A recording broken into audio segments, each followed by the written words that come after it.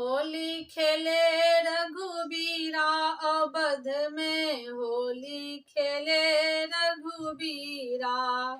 होली खेले रघुबीरा अवध में, होली खेले रघुबीरा।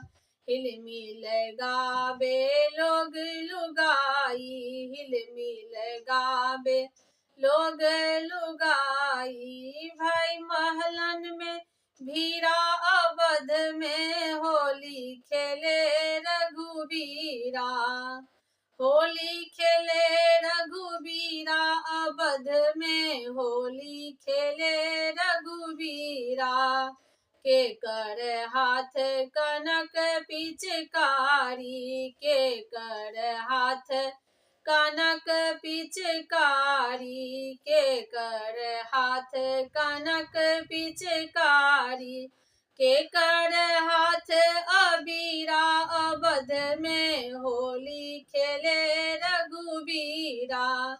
के कर हाथ अबीरा अवध में, होली खेले रघुबीरा। राम जी के हाथ कनक पिचकारी, राम जी के हाथ कनक पिचकारी। सिया के हाथ अबीरा अवध में, होली खेले रघुबीरा। सिया के हाथ अबीरा अवध में, होली खेले रघुबीरा।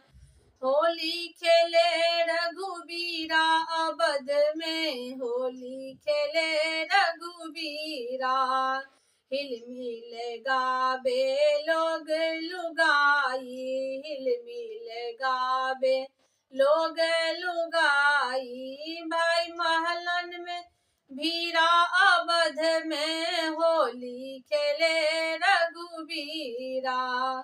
होली खेले रघुबीरा अवध में, होली खेले रघुबीरा। होली खेले रघुबीरा अवध में, होली खेले रघुबीरा।